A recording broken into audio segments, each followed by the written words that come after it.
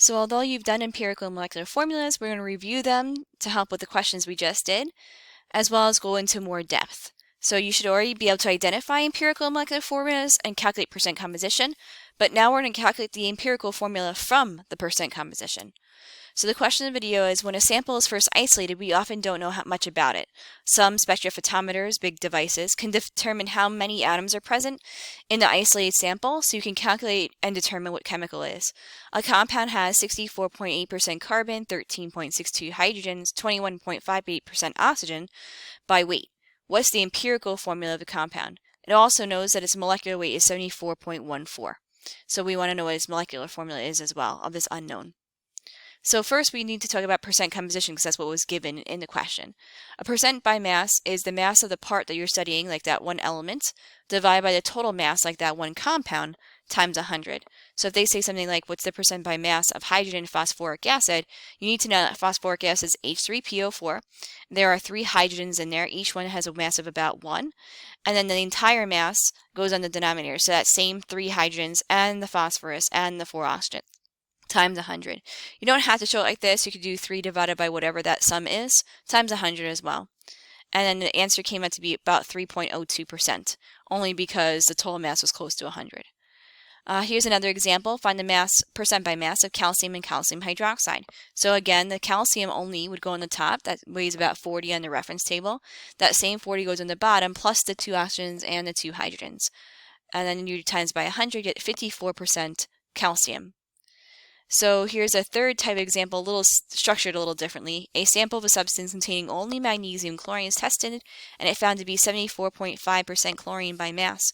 If the total mass is 190.2, what's the mass of the chlorine? So now instead of asking for the percent, we're asking for just the chlorine, the numerator in a sense. What you could do is what I do is just do 0.745, which is the percent in the decimal form, times the 190.2, and you'll get 141.7. Otherwise, you can set up we just did, you'd have x over 190.2 grams times 100 equals 74.5, and you get the same answer. Moving on to what an empirical formula is. An empirical formula refers to any formula of any molecule, which is a molecular formula, but in a reduced form. Empirical means reduced. So these ones say, are these empirical enough not reduce them? C4H8, just like you do in math class, 4 and 8 have a common divider of 2. So if we divide them by 2, you'll get C2H4, which also has a common divider by 2, which means C4H8 also has a common denominator of 4. So if I divide them both by 4, I can get CH2. And C6H12O6, I can divide them all by 6 and get CH2O. And C3H6 through C3O6, you can divide them all by 3, the lowest common denominator there. And then in sodium hydroxide, you have to be careful. The 2 means there's 2 O's and 2 H's, which means everything can be divided by 2, and you get NaOH. So we can reduce them by dividing by the lowest value. Molecular formulas with a multiple of that empirical formula. It could be a multiple of 1 or any other number. So if the empirical formula of a substance is CH4, its molecular can also be CH4, but it can also be any molecule multiple of that. So C2H8, C3H12, you have to multiply both the C and the H by the same number.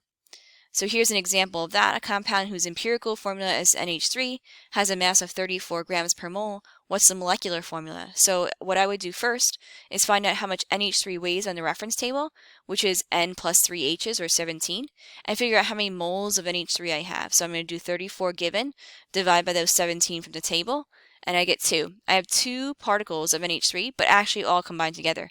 So I'm going to distribute that 2 through the chemical and get something known as N2H6. So again, those steps were find the molar mass, find how many moles there are of that substance, so the given divided by the molar mass, and then distribute that number through your chemical. All right, so if you want to write your notes down, this would be a good time to pause the video. So here's one more example of that. If a compound's mass is 45 and its empirical formula is CH3, what's its multiple or molecular formula? So again, CH3 weighs 15 grams per mole from the reference table. If we do 45 divided by 15, that means we have 3 of those, but not 3 separate ones, 3 packed together. So the way we show that is distributing the 3 through the chemical to get C3H9. All those things were things that we talked about in Regents chemistry, and so what we're going to do is now move on to a more advanced topic where we're calculating the empirical formula from the percent. So the way we're going to do this is we're going to set up rules on the left that I think you should copy, and then we're going to go through an example on the right. So the example is 40.92% carbon, 4.58% hydrogen, and 54.5% oxygen by mass. The first thing you're going to do is convert the percent to grams, and assuming that you have a 100-gram sample, because it doesn't matter how much of a sample you have, the percentage will always be the same, right? So the value that you get is maybe different, but the percentage remains constant. So if I assume 100 grams, look at the numbers, they come out exactly the same. So instead of 100%, you have 100 grams. It just makes life easier. If you want to assume 200-gram sample, you're going to have to do all those percentages of 200 grams, which is a little bit more math. So essentially, I've just changed the percent sign to a gram sign.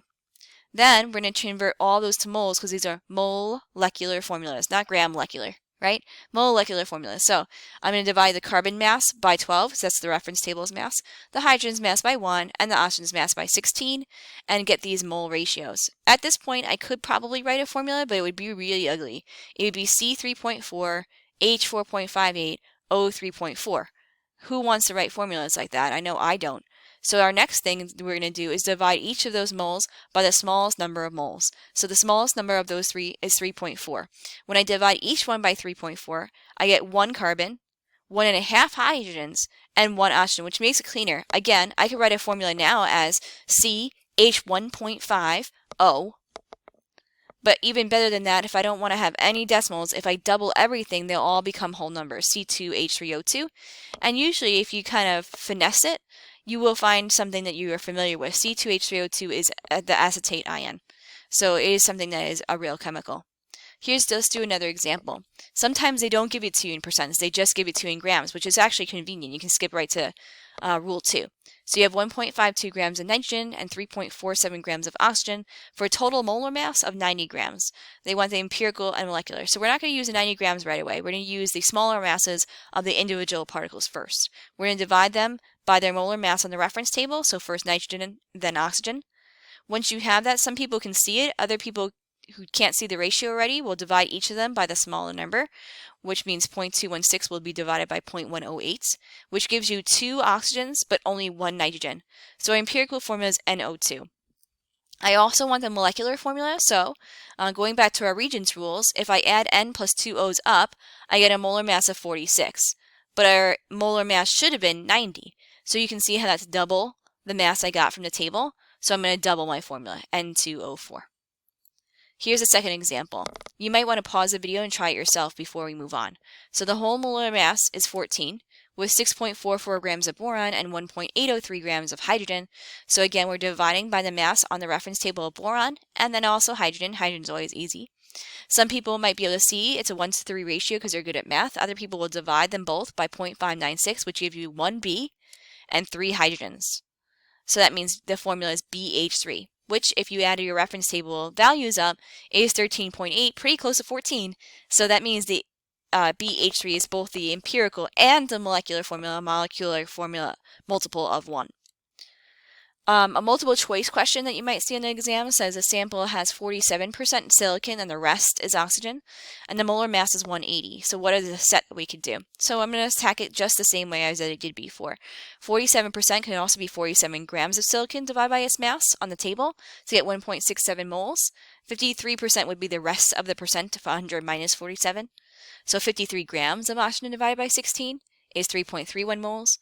Again, some people can see the ratio is 1 to 2, but if you can't, you divide them both by 1.67.